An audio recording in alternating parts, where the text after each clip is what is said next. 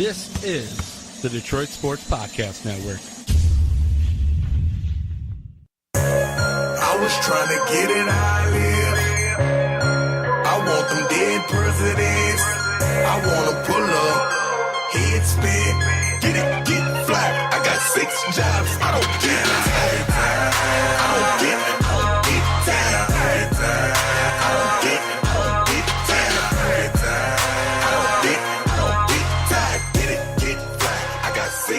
And we're still not tired. On episode number 15 of Two Bad Hombres, I am your host, Vito Jerome Churko, alongside my usual sidekick and partner in crime, that is the Doc, from Doc and Jock, John Charles Macaroon. John, how's it going? Vito, welcome to the weekend. Always look forward to chatting with you, and I want to pay us a compliment. Not too often do I sit back and listen to an entire podcast of ours and be like, wow, what a fun conversation. And you know, when the podcast was released last weekend, I listened to it top to bottom, front to back, and I was like, you know what? Vito and I really have a good time chatting, and it just sounded like two friends talking about sports issues, and I really enjoy the opportunity to spend talking with you, you know, when we record the podcast and the like. So I'm looking forward to what we got going on this week, and hit me up. What do we got going on? What are we going to talk about? Well, first and foremost, we have to recap my Saturday night. It was Dominic's birthday, and we went out for it, and we went to Greektown, Doc. I'm sorry you weren't there. I'm sorry about that if you feel slighted, you know, to start off here. What? I wasn't even invited. I knew you were going out because I'd asked I did tell you. At least I told you. So I'm not going to lie to you. I wouldn't lie to my friend, my co-host here, the Doc from Doc and Jock, John Charles Macaroon. And I like to call him John Chuck Macaroon. And I know he doesn't like that, though. But Dominic, he liked everything about Saturday night, had a great time. And we went to a bar called, actually, I think you've seen him. Seen this restaurant tweet to us, Firebird Tavern. Do you remember that? I almost went there and did my podcast. I remember they wanted me to do that to make up for the fact they didn't let me in to Greektown Casino the one night, and then it never happened, never came to fruition. Couldn't even get a hotel room at Greektown. I tried to for Saturday night because we stayed overnight, a group of buddies, Dominic and I, at the Marriott inside the Rensen downtown. And it's in walking distance of the Hard Rock Cafe that we went to start the night for dinner. And we ate a late dinner there, and then we went to Greektown, right from Hard Rock Cafe, Doc. Did Dom throw some back now that he has the opportunity to buy drinks legally? That's good. Good for you, Dom. And I bought a lot of drinks. He had a lot of people buying shots and drinks for him, including my cousin and his wife. A group of my buddies, including Nick Schmigel, had to be out there, right? I mean, it wouldn't be a night out without him being there. You know that, Doc, as much as I do. Okay, so you're so happy to discuss this knowing that you didn't invite me, even as a charity. Do you ever invite people just like kind of knowing that, or maybe hoping that you just kind of invite them for charity? Like, I probably would not have gone out. But now that you sit here glowingly talk about it, knowing that you didn't invite me, and then you're like, Nick just had to be there, and there was no opportunity. But the Doc did not have to be there. But now you've labeled yourself as a charity case. Really? You want to be a charity case of mine? No, Vito. I should be the charity case of you. Or maybe, you know what? We're each other's charity case, aren't we? That's good. The way I want you to look at it is, you know, I'm a dad with 2 kids, that maybe I would take advantage of the invite to get out of the house. Now, I feel like I might have did something last Saturday, but in essence, you did not invite me to something that I might have gone to. I've never been to the Firebird Tavern. I've never gone out to that place. I would have liked maybe an invite. I might have come. But then I would not have said anything, but then you're like, Nick just had to be there. Well, why not invite me? Just say, hey, you know, John's opened up his office to Dom whenever he's wanted to come in to spew about the Chicago White Sox.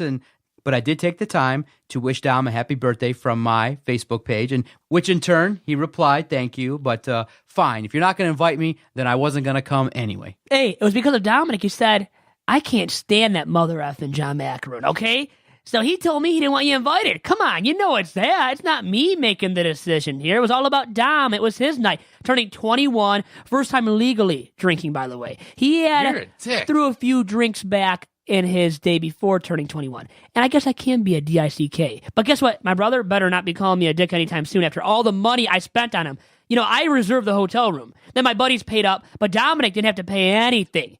I think he did for one bar to get in for cover, because we went bar hopping. He wasn't just at the Firebird Tavern all night long. But the Firebird Tavern was where the dancing was. All my buddies were after they came from a concert. So, like Nick and another group of guys, they weren't with Dominic and I to start the night. They went to a concert that met us up. My cousin and his wife met us up. We did a lot of dancing, let me tell you, at that Firebird Tavern. And Dominic got this like ribbon saying he was 21 from another girl that was 21. So he met a chick that was also 21 who my cousin introduced him to. Nothing transpired, okay?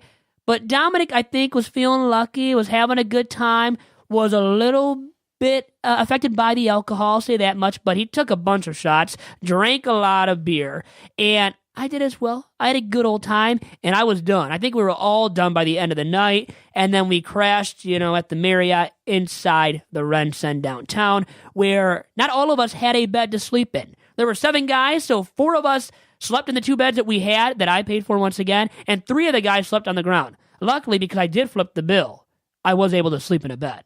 With another lovely gentleman, by the way. But it was a great time, even though I know you don't think that's very cool or fun hearing that I had to sleep with another gentleman. But we were squashed, had to fit in, and we made it work. And a few guys just had to sleep on the ground, though. Sad but true, Doc. Well, listen, I've never really slept with another dude in the same bed. Well, that's good to hear, by the way. Good, so exactly. But hey, you guys are close, and there's nothing wrong with that. All in all, you and the boys had a good time, and that's most important. And also, too, you missed out on an opportunity. I could have potentially bought Dom some drinks just to piggyback on the lack of an invite that I got. But anyway. Hey, you have to do it in the future. Now he will request that. And now I look forward to sharing a cocktail with you, Dom, and Nick, maybe at a BW3's in the near future here, if I ever get lucky to be invited. BW3's? Yeah. Buffalo Wild Wings. BW3. 3. Oh, that's your way of saying it. Okay, that's the old school, I guess, way of saying it. What's it now? BW2. Oh, okay. Yeah, Buffalo Wild Wings. Oh, okay. Yeah, 2 W's. What was it before? It's always been Buffalo Wild Wings. What do you mean, what was it before? Why did I say BW3's? I don't know, man. Is that a rap group or something? It sounds like the name of a rap group. B-dubs. Maybe you used to listen to. Or B-dubs. A lot of people call it B-dubs. Or just Buffalo Wild Wings. Or BW2s. Oh, maybe. You know what? As you now know, I've revealed my ignorance in that I just make my own social norms. And just I create my own rules. I thought it was Buffalo Wild Wings, and I don't know. Maybe And beer. And beer. I don't know. I know. I mean, it's always been BW2. Gotcha. Or B-dubs. And anyways, to move on from that, have you been to Hard Rock Cafe? I mean, you said you had never been to Firebird Tavern. Once. So you're not a big fan? Or you just haven't gone to Hard Rock? I think isn't the Hard Rock a little bit pricey in terms of be. The drinks and the food? I just I haven't been there. It's not local to me, so it's about a 30, 40-minute drive, so I just haven't got down there. Would you say it was a lot for me to pay $55, not just for myself, but for Dominic and I? And should he be thankful after that? Between $20 and $30 on average between 2 people, that's not bad. It's not too bad at all, actually. He should be thankful. $55 including tip? Or 55 plus including tip? I gave her a tip too. Hey, I'm not a guy that's going to leave without a tip. Okay. Now, it's funny. Somebody tweeted at us regarding that, right? Getting into a fight. The Quintessential, is that the name of that Twitter handle, that person who said that they left a bar or club without paying and got kicked out to avoid having to pay? It was staged. That was the funniest tweet. That was good. That was the funniest Twitter thread I think we've gotten in a long time, where a guy just out of the blue messaged us and was like, you know what? I actually have staged a fight and a brawl with my friends, a guy that I was actually close to. We've staged a fight to get out of paying a bar tab, a big bar tab. And I'm like, you know what? For me, I would just walk out. I'm a little bit lazy sometimes. Why would I stage a fight with Vito to get out of paying a tab? And he's like, well, this place in Ann Arbor, you couldn't really do that because they had big bouncers. And I'm like, to me, the first thing I thought was, I don't really frequent bars that have bouncers. You know what I mean? I go to restaurants. Well, then you're not going to clubs. Exactly. Yeah, clubs are different. They have their bouncers, too, and more than one typically, too. Exactly. So for me, I'm in one of those situations where I just go to local restaurants that serve alcohol, and so for me, I don't go to those places, so it's not needed at all. But that was pretty funny, huh? Have you ever done anything like that? Tried to stiff or dash and dine, as they say? Or dine and dash? Okay, so my friends at one point tried to dine and dash, and they successfully did. Guess who had to pay the bill then because he didn't successfully dine and dash? Who's that? Vito Jerome Turco had to pay up. The rest of my buddies didn't know they were doing it, staging this event, this stunt, if you want to call it that. And they got out, luckily, without telling me, though, so I wasn't forewarned. No heads up was given to me about what they were doing, but was on a trip and was on one of my cruises in the past. Actually, last spring when I took a trip via a cruise, and we went to this spot and to a bar. I forget what bar it was. It's a notable bar. I think that's actually over here too in the States. I think so, at least. But anyways, the premise of the story is that I got stuck paying the bill because I didn't know they were leaving the bar prematurely without paying their own bills. So I had to pay the bill for everybody, and one other guy actually helped me out pay it. But man, Yeah, I suffered a big blow right there to the pocketbook. I'll tell you that much. It wasn't fun. No, that's not fun at all. But listen, in those situations when you go out, you got to have proper etiquette. I mean, literally, you got to contribute. You got to be, if you're going to go to a place, you can't be one of those people that, there are people that, when you share a tab and you start ordering, they kind of end up like, where on average, you can split the bill among 4 people, but they always end up just throwing the $20 when they know that everyone kind of needs to average around 30 to 50. They think they're all good. Yeah. Yeah, so you have to have that proper etiquette in terms of, hey, you have to have that kind of boss type mentality where someone goes, listen, everybody pitch in $40. You can't have it where everyone's just kind of going, hey, let me look over the bill, let me do that. You have to have, because there are people like that when you go out to a bar, they go out and try to overeat and overdrink and end up trying to only pay $20. So you got to have a situation and be specific and tell all the guys, hey, are we each doing our own tab? Are we each getting our own bill? Or if we're just going out there and doing a community type thing where we all order something, then somebody has to take the bill and be like, okay, the bill is $140. There's 5 of us. Each of you got to chip in $40. Period. Or you each got to chip in $30, whatever the numbers add up to be. But you have to be specific, otherwise you're going to get done like Vito did and end up paying more than he should have. You get done dirty. You get screwed, and I did it there and then. And also, speaking of paying bills, how about tipping or not tipping?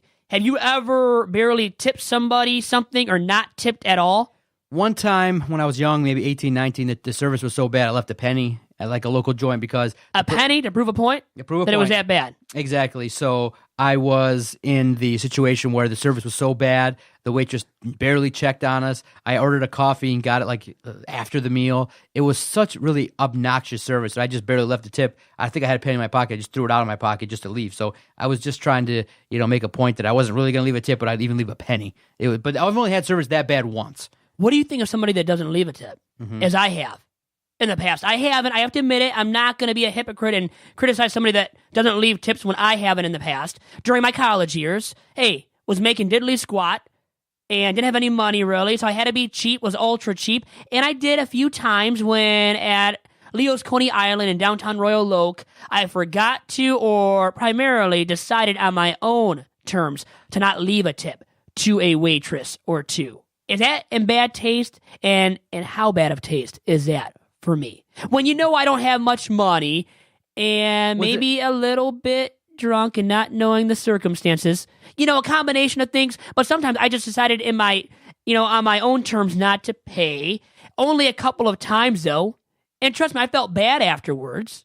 Or after I found out that I didn't pay enough. I'll say that. I felt bad too after that. Listen, Vito, you realize these people are relying upon your tips. So if you're going to go out, you realize you at least have to do 10%, minimum 15%, but now the standard is 20%. And there are some places which I like, which actually put like 18% in the value under the bill, and they tell you how much the bill would be with the tip, 20%. So they do help you out in the like, but for you to do that, it's not really cool because those people are dependent upon it. But I do want to give advice to those that do tip. Something that you could do, that you should do, that really helps the staff out is if you're going to tip with a debit card, okay, try to roll up there with at least $10 to $20 in cash, because when you leave the tip on the card, they have to declare it. It's declarable by the waitress. They have to declare the entire amount, okay? But when you leave cash, there's an opportunity for the waitress to take it and, benefit from it more than if you leave it on your card. So so what I've done too is I don't want any shenanigans with these waitresses and waiters. So what I do is the amount that is charged from the food is period what I charge. And if I want to leave a tip, I always leave a cash tip. So you leave it behind the cash tip. It's strictly cash for you at the tip. Strictly cash, because I don't want an opportunity for a waiter or waitress to add more numbers to the tip or to have any type of shenanigans. And I don't also have to worry about double checking it. I have the receipt. I have the knowledge and wherewithal to know what I spent. So I think that, and also too, I think waitresses and waiters do appreciate cash tips more than those that are written on the card. So remember that. A quick word of advice or two from the doc. And after this quick commercial break, our guest, Joey Yashinsky, will be joining us. And hopefully he can offer a thing of advice or two. Guys, we'll be right back with Joey Yashinsky of Deadline Detroit after this quick commercial break on episode number 15 of Two Bad Hombres. Doc here for the Detroit Sports Podcast Network. Thank you to everyone that's been downloading this fine project. In order for us to keep the lights on, the microphones hot here in our Sterling Heights studios, all that we ask is check out our website, DetroitSportsPodcast.com. podcast.com. It's the easy way to go check out what we're doing here, when the shows air, who's running this operation, and for all the news and notes regarding our project, go check out DetroitSportsPodcast.com. We're putting out daily audio content, and I think it's one of the finer podcast networks in all of Detroit. So again, thank you for all your support. Check out DetroitSportsPodcast.com. If we go down, then we go down together. They'll say you could do anything. They'll say that I was clever. If we go down, then we go down together. We'll get away with everything. Let's show them we are better. And now joining me on episode number 15 of Two Bad Hombres is Joey Yashinsky of DeadlineDetroit.com and of the One Seat Over podcast. Joey, how's it going? Everything's good. How's it going with you, Vito? Very good, my man. And you know what? Joey and I, and Doc, who's here with me as well, Joey, who you know, John Charles Macaroon, he, all of us covered some games for Detroit Mercy this past season, and we got to know you pretty well. And I know there was one instance where we got to meet and talk to John Long outside of Callahan Hall. Now, would you like to tell our listeners about that instance with Mr. John Long? Yeah, it was one of those all too common, very cold nights in Detroit in, probably January, and we were all kind of walking out around the same time, and unfortunately, I went to start my car and heard nothing but a bunch of rattling and clicking, which you don't want to hear when it's 20 degrees out. So thankfully, former Piston UAD star John Long was coming out. His car was next to mine, asked if I needed a jump. I didn't happen to have any cables on me, but thankfully you and John were nearby, and it all sort of worked out well in concert with one another, and with his car and your guys' cables, I was able to get home safely. So I think I still owe you guys one for that. You know what? The funny thing of that story was, Mr. John Long was like, oh, the way that sounds, it's the alternator. And I'm a guy that knows absolutely jack about cars. And I'm like, let's just try to charge it and see what happens. And it ended up being just the battery and, the right place at the right time for you. And it was kind of funny because I was telling Vito, when is there going to be another time where I can be right about cars when I know absolutely nothing about a vehicle? Exactly. I do remember him saying that as well. And I also know probably less about you than cars. I know very little, and I even thought it was just kind of the battery that kind of was just reacting to the conditions. So I think we're in the same spot. Well, guess what? The trio of us knows diddly squat about vehicles because I'm in the same boat as both you guys. So I would love to see us try to solve a car problem for somebody that really needs the car problem solved and pretty quickly because we wouldn't be able to help out that person whatsoever. I know that much, Joey, and it is Joey Yashinsky of Deadline Detroit along with John and I on episode number 15 of Two Bad Hombres. And you brought up, we all brought up John Long, and speaking of him, he played for the Pistons, and that's the team we've got to talk about here. And the final game ever at the Palace for the Pistons. A loss to the Washington Wizards, just a better team right now. And speaking now specifically, Joey, of the Palace, which opened up in time for the start of the 88-89 regular season, and a season in which the Pistons won their first ever NBA championship, and then they repeated the following season. So the Palace was home to 3 Pistons World Championships, including in 2004 with the Going to Work Pistons. Now for you, Joe, what are some of your favorite moments from the Pistons playing at the Palace? Yeah, really the ones you mentioned. I was a youngster in the late 80s, early 90s, but did still have the opportunity with my dad and my brother to get to some playoff games, get to a finals game against the Lakers, being there through the Grant Hill years, which obviously they were lean times, but people don't really seem to mention Grant Hill a whole lot when they discuss the Palace tenure. And I thought he was a big part of, the organization throughout those last, 30 years or so. Really enjoyed watching Grant Hill. We had some good teams at that time. Obviously not the playoff success, but with him and sort of the older Joe Dumars and Lindsey Hunter, Otis Thorpe, Terry Mills. So I enjoyed those teams. And then the finals in 04, very fun team to watch. It was interesting to see the way that team kind of developed, the early 2000s with Stackhouse and Cliff Robinson, and, it sort of matured finally into this champion. And unfortunately, there really aren't any memories. Whenever people have been discussing the Palace, nothing of the last 10 years ever really comes up. It's just been a really lean time. So I think the last good memories that most anybody has with the Pistons tend to come more in that mid to 2000s range, and the last decade sort of gets excised from everybody's memory, I think.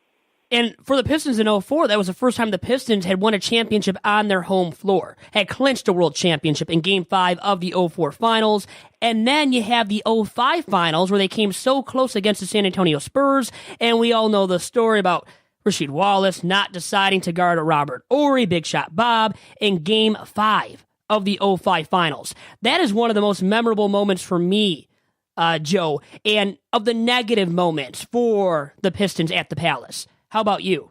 Yeah, I mean, I think that probably is maybe the most indelible single moment or play. I mean, obviously you talk about, Tayshaun's block, and that's on the road, and Vinny's shot against the Blazers, that was on the road. So, I mean, a single impactful play come playoff time, you might be talking about that Horry play, and it still boggles the mind. I mean, Rasheed was guarding Robert Horry. He was guarding the inbounder, and it's very cliche in sports, but they often say on broadcast the guy that you have to be most worried about on those plays late in games is the inbound man. And so having been a longtime veteran of the league, it behooves you to figure out why when the pass went into Ginobili, Rasheed proceeded to just run after the ball. I compare it to a kid playing t-ball. When the ball goes, even if you're playing second base, if the ball's in left field, you just sort of run to the ball. You can't help yourself. And that's what Rasheed did on that play. He just abandoned his man, and he also just happened to be,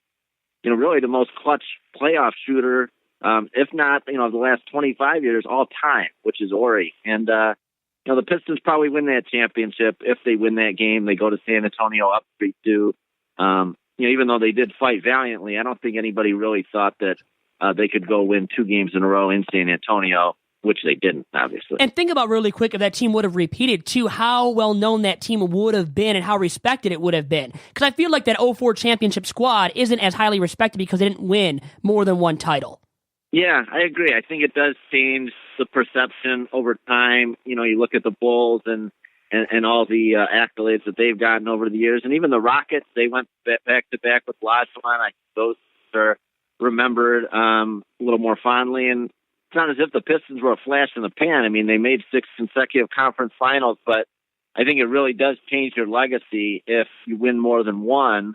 Otherwise, you're just sort of looked at like this one-off, and who knows, if they win in 05, you never know how it continues into the third year after that. And it was really one that got away. But, yeah, I'm going to miss the Palace. I think it was a fun place to watch games. And just based on kind of the way this year has gone and the fact that the announcement was sort of made in a little bit of a surprising manner after the year had already started, there just wasn't that much fanfare, at least compared to Joe Louis Arena.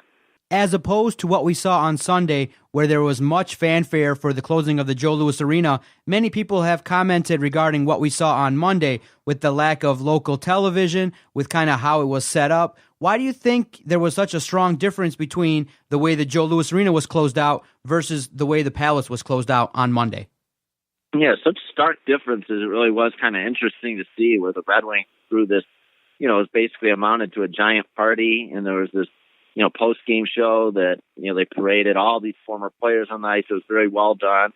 And the Pistons, it was just kind of a dud. I mean, they did obviously have some guys there, but wasn't covered the same way. I think part of it is because of the sort of randomness of the announcement, the fact that the season had already begun and there wasn't any idea that this was about to be the last, 35, 40 games at the Palace. So that gets announced. And then I just think from a team relevance standpoint, I think it's been so long now since the Pistons have been a relevant team in this sports city. I mean, they did make the playoffs last year. They got swept, but we're looking at close to about a full decade here since those conference finals teams where the Pistons have been a real story. There's just been a lot of lean years. And, for the Red Wings, this was the first time in 26 years that they didn't make the playoffs. For the Pistons, it's just, I think people have lost interest over time, and there just wasn't the same, fondness looked at. Maybe a little bit of recency bias where, obviously they won 3 titles, so there's a lot of accolades and honors and excitement to be had over the years, but just none of it's of late. And maybe they've, turned off some fans and people just aren't quite as interested. And I was a little bit sad. I thought that the end of the Palace would have been more exciting and would have caused a bigger splash. And it really just didn't resonate. Like you say, maybe part of it had to do with TV. It was a little bit awkward having the last game of a team's building take place on national television when, as soon as that game ended, they had to go to the 10:30 or whatever it was, the late game. So there really was no post-game celebration to speak of, and it just kind of went away quietly. It's a little bit sad. And think about it, that game, if Fox Sports Detroit could have carried it, you would have had George Blaha there calling it, this legendary Pistons announcer, and also it would have been the highest rated broadcast, if not the highest rated, one of the top 3 or top 5 highest rated broadcasts for Fox Sports Detroit all season long when broadcasting Pistons games. Think about it that way, too. So they lost out big times in what could have been a ratings hit. Not a bonanza. I know it's the Pistons, not as big of a following as the Wings or the Tigers on a consistent every game basis. But still, FSD missed out big time in terms of the ratings when they broadcasted all these other games throughout the season, and they weren't drawing very high ratings at all. Yeah, it's definitely a missed opportunity. And I think really just another part of it is that this team specifically, it's just there's been so little interest this year. I think there were expectations coming into the season based on last year and sort of looking forward to seeing the Pistons take the next step, maybe into the top half of the conference. And it was just such a bland, kind of stale season. And, the team itself, the players, I think there was always this request from fans and even Van Gundy that the players play harder, which Larry Brown used to say he's a basketball coach. He's not supposed to coach effort. He's a strategist and X's and O's. And I think with this team, there's so often a question of effort. And I think that transferred to the fans, and it just sort of went with this overall disinterest. And it was unfortunate that the local TV, I know they applied sort of to the NBA and to TNT and were turned down. It was definitely a missed opportunity. It might not have been on the same scale as Joe Louis and what the Red Wings did, but it would have been nice. They had enough former alumni there for something to have gone on, and instead the game ended, and that was it. And that's it for the Palace, unless you're into concerts, and you can still kind of live through that. And Joe, you brought up the no effort displayed by the Pistons as a whole all season long, and really example A of that is Andre Drummond, who got dogged all year long by fans and pundits alike because of the lack of effort shown by him, this max contract player who did not live up to the bill whatsoever this regular season. And it led to a tailspin, especially down the stretch for the Pistons. And with all that being said, Joe, how much do we have to blame Stan Van Gundy, the team president, the head coach here, for the woes of the Pistons down the stretch? Yeah, I think Van Gundy deserved a lot of the blame. I think, he came in with such a respected resume in the NBA that, and we've had in Detroit so many coaches that don't have that same pedigree in terms of Michael Curry and John Kuster and Maurice Cheeks and all these guys. So I think there was this big sigh of relief when he came here. And now a few years into it, there's a realization that, maybe he had come into some good rosters in Orlando and Miami, and he had Shaq and he had Dwight Howard in his prime, and he hasn't done much here. And when you talk about the lack of effort and improvement from Andre Drummond, of course that's on him, but Van Gundy's the guy that put the $125 million contract in front of him. So there's blame to go around both ways. I've been someone that's been writing for a few years now about my questions with Andre Drummond. I think he does certain things well, like rebound. He can finish around the rim. Those are obviously skills to be valued. Are they skills that translate to becoming the highest paid player in a franchise history? I don't see that at all. I don't think there's a track record there. There was no college career, very, very little of it to speak of. And I think people were just sort of expecting him to become this superstar based on maybe where he was drafted and some of the eye-popping athleticism a little bit. But from a basketball standpoint, I don't think he's ever really shown anything on the court that would suggest he's about to become this all-NBA player. And you talk about the free throw shooting. It's a huge flaw in his game, and it only gets worse. And I do worry, with certain professional athletes, they get paid, they get the big contract. Some guys might still have an incentive. They want to win. It means something for them to be a champion. And for certain guys, I'm sure it's just, hey, I got paid a bunch of money. It's all guaranteed. Why do I really need to work that hard in the summer to improve the things I'm not good at? And unfortunately, he's shown that he's not really that type of guy. He hasn't been to this point in his career. The things that he struggles with, he continues to struggle with and shows really no signs of looking to change because that free throw form has been the same throughout his entire career. Never changes. So, Joe, do you think that the big contract will cause Drummond to continue to be apathetic going forward with his ability to improve his all-around game and that woeful free throw shooting and playing defense and having a game with his back to the basket, as we've seen really no improvement with that either out of Drummond?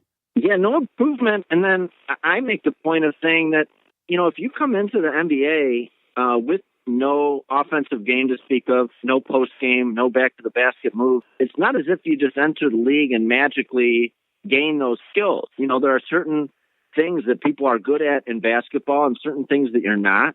And there's no reason to expect a guy who's not gifted offensively just because he was given a big contract or people expect things of him. There's no reason to expect that he's just suddenly going to become a great offensive player. There's nothing in his arsenal or his history as a basketball player to suggest that those changes are coming.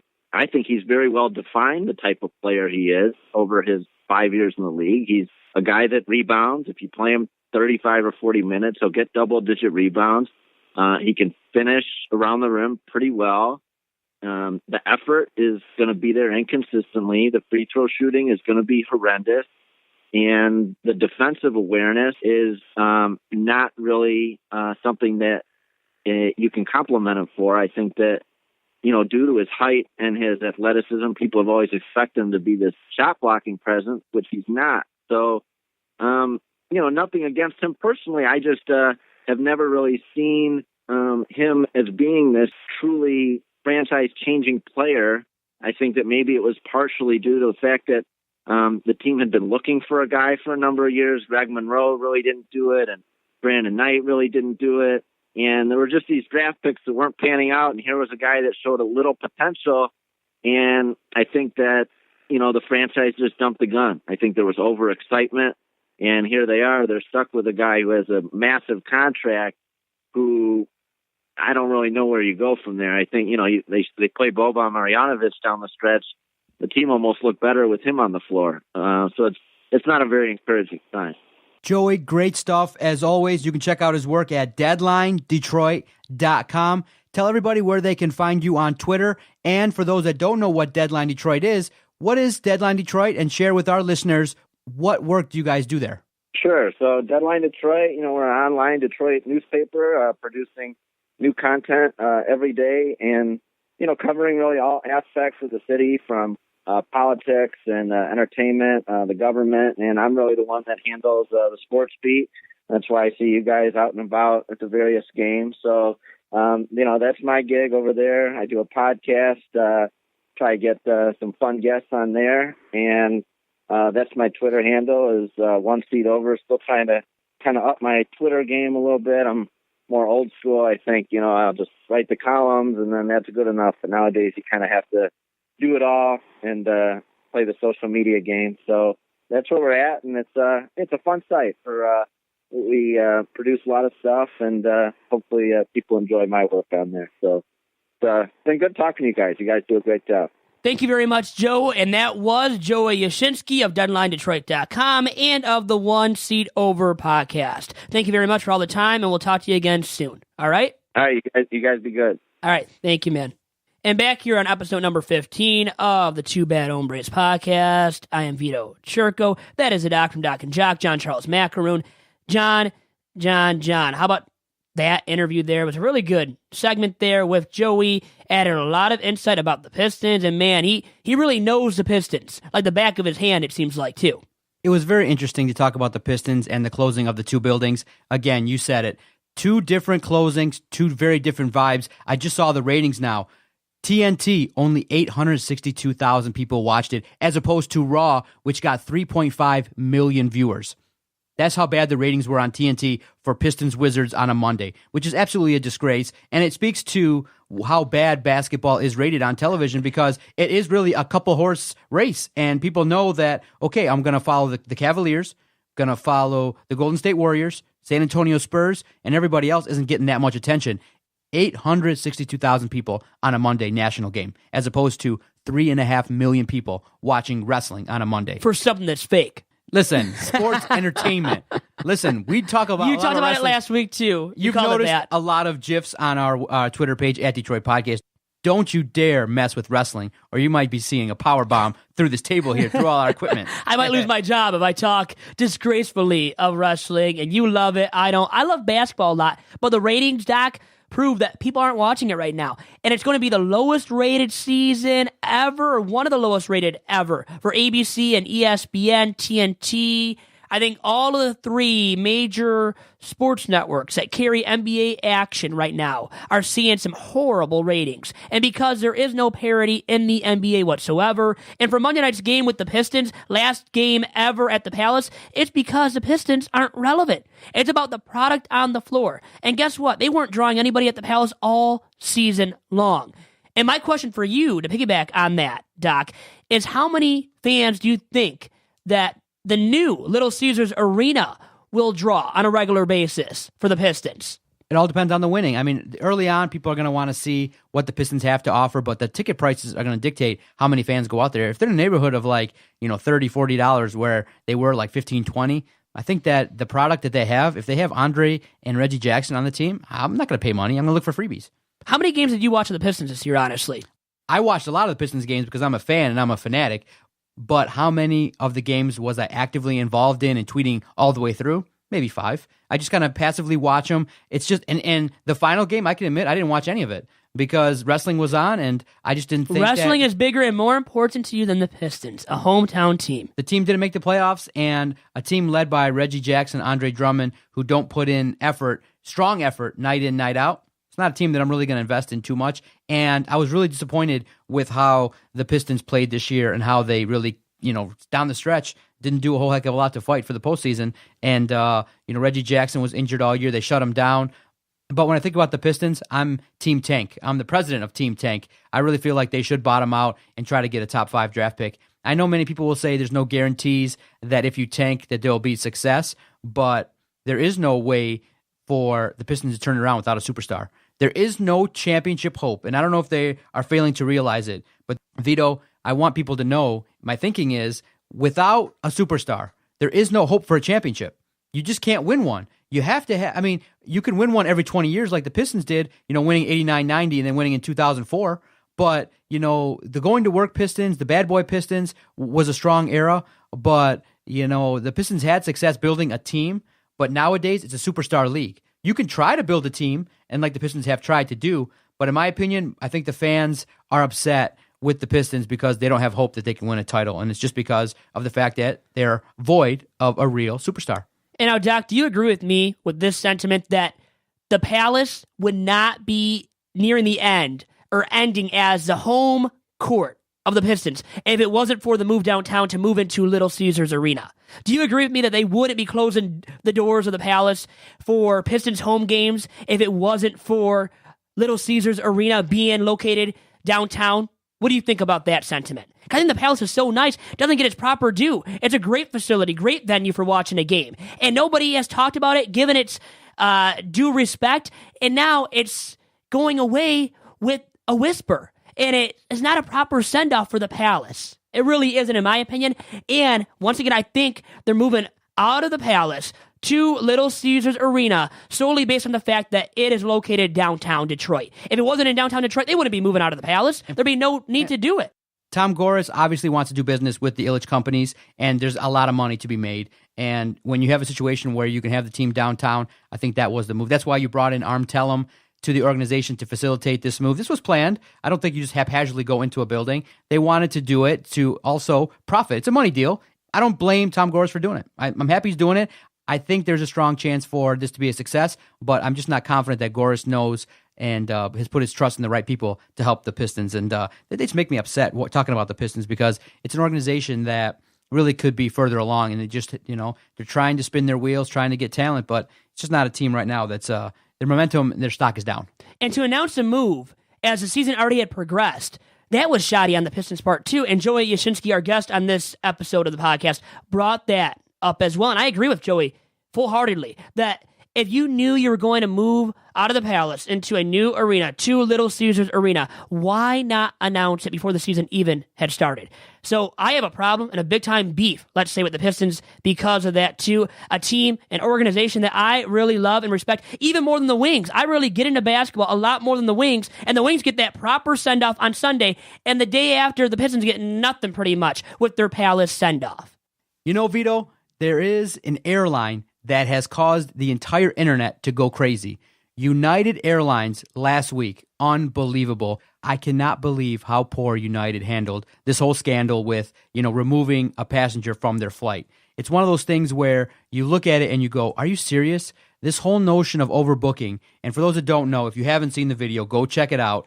A doctor was on a flight, it was overbooked, and many people are debating whether it was the doctor's fault, but in essence, United overbooked a flight. They randomly, because they tried all efforts, they tried the best plans that they had. They tried to get a couple people to leave the flight with incentives. Nobody did it. So they said, okay, if nobody's going to take our incentives, whether it be hotel vouchers, flight vouchers, if nobody's going to take it, then we have to just go to a computer and randomly, pick people to be taken off this flight.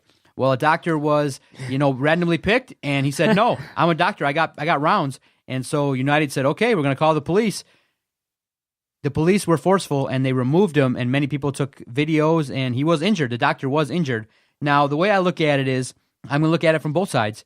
I think that the doctor avoided an ass whooping and could have avoided getting hurt if he just said, okay, and maybe he could have negotiated more. Or you look at it when authority comes, whether you agree with it or not. If an authority figure tells you, please leave, whether you agree or not, I'm not saying that it's right. If he had just gotten off the plane, he avoids an ass whooping. Now, I'm not holding the airline. But what would you have done, though, in that situation? I get up. I would have said, listen, I'm a doctor. I got rounds. Is there any way you're offering me $800? Can you give me $1,300? Please, this is a really big inconvenience. Up the price a little bit. Wait, you would try to negotiate a price there? Yeah. In the moment like that? Sure. That comes right to your head, that thought. Yeah. Seriously. More, yeah.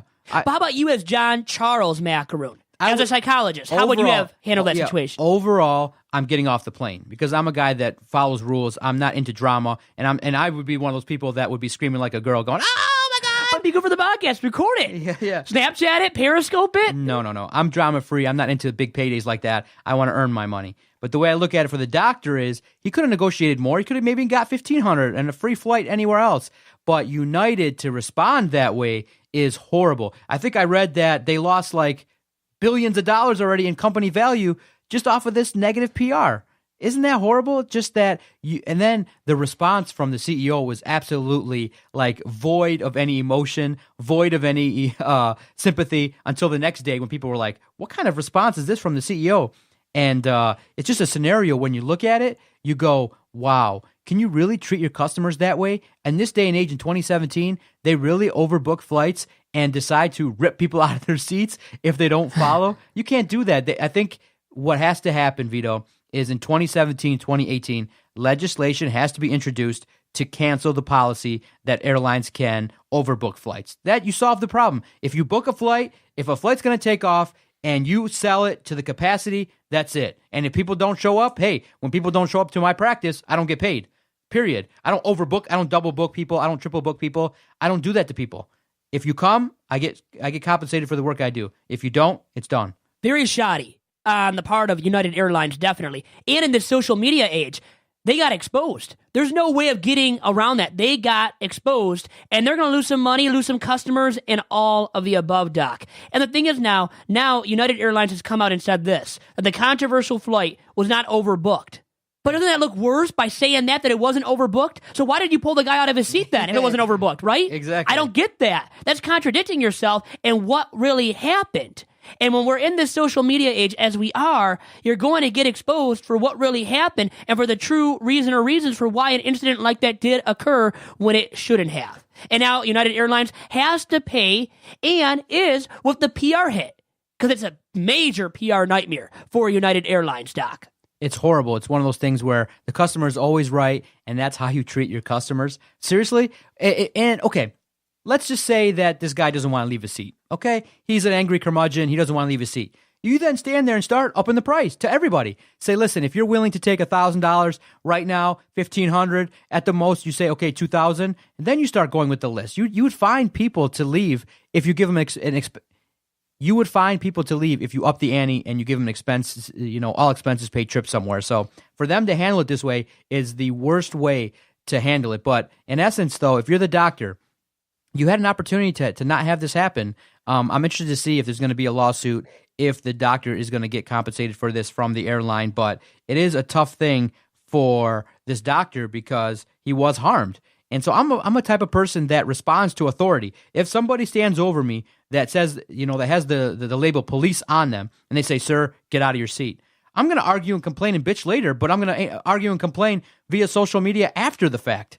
I'm not going to get my ass dragged out of a plane. So I feel like both parties could have been much more willing to comply and help each other out. If the doctor negotiated, he would have got $1,500. He would have got more vouchers, and then this would have been avoided. Or the airline could have just said, listen, okay, we offered you $800. Let's just double it to $16. Come on, let's go. But to look at it, and look at it for the doctor now, when this kind of thing happens, are you surprised that negative stuff about him is out, that he was like into, I think he had a history of drugs or his license was suspended in the past. A bunch of negative stuff is now coming out about this doctor from a local newspaper talking about, and many people blame him. And right now, Vito, half the people are outraged that United did this, and half the people are outraged that this doctor did not follow through with orders from the police. So it is one of those situations where I agree with both sides. He should have avoided this nonsense by just complying, and United should never, ever, ever do this again, because this is the worst thing that could happen to your company. In essence, right now, as from what I hear from people, I'm only flying Delta. Spirit sucks. United now is anti-customer. Let me ask you this, though. They're anti-customer. But what if United was your only flight entity to choose? If you were stuck with United for your flight to go on your trip, wouldn't you still choose United? Come on. No. Or you wouldn't fly at all. So you wouldn't fly. You would drive to Florida or drive to L.A. This is how now I use my situation in terms of if that was the only option I had. Listen, the airline would have, if you throw out ideas to them, they would have probably obliged. Okay, they would have helped you out. But now, because of this, I am no longer going to use United ever. I'm going to probably stick to Delta because I've had overwhelmingly positive experiences with Delta, and I've had negative experiences with Spirit, and now this from United is the absolute worst way to treat people. If that's how they do business and that's how they reconcile a tough situation, I don't want to do business with them. So I would never use United. I don't like to fly anyway, so I'm going to stick to Delta until Delta does something in terms of a negative flight experience for me. So I'm brand loyal. For the most part, prices are relatively comparable with major airlines. And with that said, I'm sticking with Delta. United lost me as a customer because of this. That's the way I can vote and show dissent for what happened. And you said that doctors should have followed orders from the police. No doubt about it. He avoids this. I mean, look at it now. Do you want to be known for this? I don't know. I just think that this doesn't happen if he just says, okay, take the $800 and leave too. I mean, you could get more, but you said to negotiate earlier for a higher price. But Vito, 3 other people had their name randomly called and they weren't dragged off the plane. So they weren't talked about. No. They avoided the news, the headlines, the negative headlines. Exactly. And all the stuff that came out about this doctor. Anyways, moving on now. And speaking of following orders from the police, how about the tasteless, tone-deaf Pepsi ad featuring Kendall Jenner? What's this beef about? I understand. I guess the big picture of this is that Kendall Jenner does an ad and it kind of references Black Lives Matter in a way that really upsets people. But in terms of the Kardashians, I hold them in a certain regard in terms of the fact that, listen, they've cashed in on their success, but I don't take stock too much other than the entertainment of it and kind of, looking at their products, looking at their photos every now and then. I don't take too seriously what the Kardashians do. What is all the hubbub about? What's going on here? Fill me in. She gave a Pepsi to a police officer amid a protest. And in so many words, it ended the protest peacefully because she gave the police officer a can of Pepsi. I mean, there's nothing wrong with that picture right there, and it looks so bad for Pepsi. And it's about Pepsi, by the way, Doc. It's not about Kendall Jenner and what she did. She was paid to do it, and maybe she should have known better, but she's young. She's younger than me. She's a spring chicken, and a very good-looking spring chicken. So people are outraged because of the fact that they're looking at it as it's minimizing the real issue of brutality against ethnicities and saying that, this is kind of tone deaf in terms of, look, a Pepsi's not going to solve really race relations and things like that. Is that what people are all... Well, yeah, and then you have one of the daughters of Martin Luther King. Did you hear about this? MLK. Now, he protested, remember, for a lot of civil rights, okay? And his daughter came out on Twitter recently, and she had quite the tweet. Here's what she said regarding that tasteless, tone-deaf ad from Pepsi. She tweeted out, "If only Daddy would have known about the power of hashtag Pepsi." Calling out Pepsi big time right there. Is the daughter of MLK. I mean, no doubt about it when you see that, right? And that's why that tweet right there from Bernice King should be labeled as Vito's bad tweet of the week. Doc, your thoughts on that tweet and any final thoughts about this incident with the Pepsi ad? The way I look at it is, I don't get outraged too much. I think people that give attention to this really just are diverting attention away from important stuff. Listen, she got paid money to do an ad. I don't even think Pepsi should have pulled it. I think they should have just said, you know what, you don't like it? Too bad. Don't watch it. Don't buy our product. People are still going to buy Pepsi. It's a PR hit for them, but I don't get outraged by it because I look at it like this. Here's how I can contribute to society. I respect the police. I respect each and every person that comes in contact with me, and I do my part. And I try to help as many people as I can. And if everybody took that attitude, people that get outraged over this kind of stuff really are diverting attention away from what's really important. And if you want to waste time criticizing Kendall Jenner, so be it. But the way I look at it is this. The continued conversation about race relations, about appropriate police actions and responses to things needs to go on, and you need to divert your attention away from stuff like that because Kendall Jenner's still going to get paid, she's still rich, and she doesn't care about you. You know what I mean? She doesn't, but it's still tasteless. It's distasteful. And then you look at it in terms of this. How about this?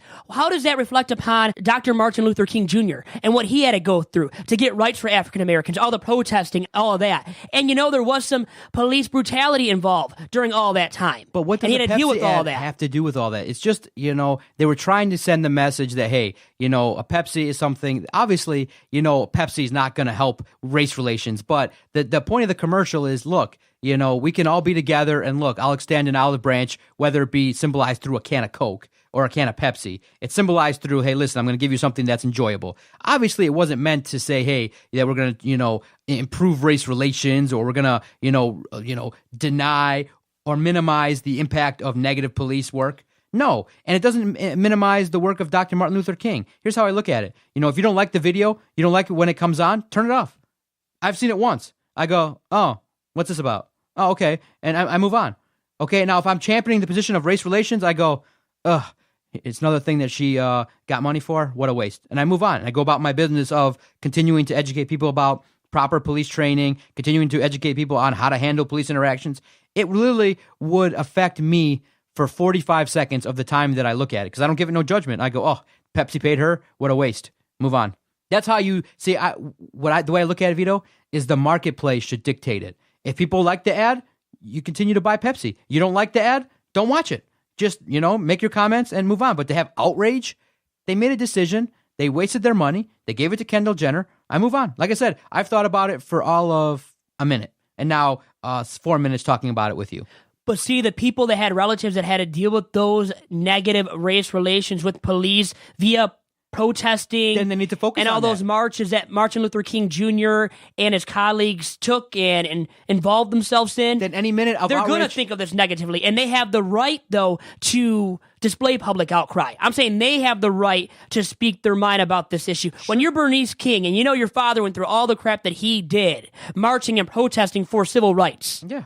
Right? I say she has a right. I say that to say something about it. The minute that she tweets is a minute that she took away from the work that she could be doing to further her cause. It's just it's not, Kendall Jenner's not going to stop getting paid. Kendall Jenner's not going to stop, receiving millions of dollars to do whatever she does. Pepsi's not going anywhere. So the way you look at it is you go, bad ad, and move on, continue your work. But to speak out and be outraged about it, you just, focus on what's important to you. Like I said, I focus on my clients. I focus on my family. I focus on this podcast. I focus on being a good tax-paying member of society.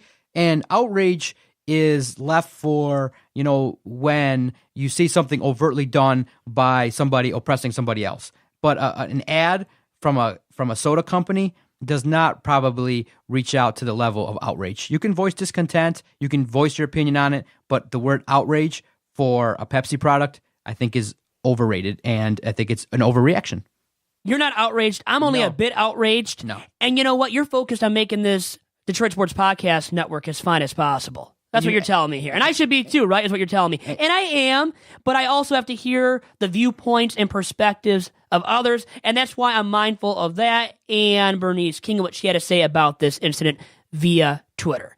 Great podcast, sir. I enjoyed it. It flew by, man. It did. Literally, when we record these podcasts, they just fly by because, as the old adage goes, when you're having fun, time just flies by. There's no time. It definitely does. And big time props to Joey Yashinsky, once again, our guest on episode 15 of Two Bad Hombres. And we'll talk to you once again next weekend for another episode of the podcast. Thank you guys, and best of luck to you, and talk to you then. Adios. Keep being bad. I was trying to get it out of here. I want them dead presidents. I want to pull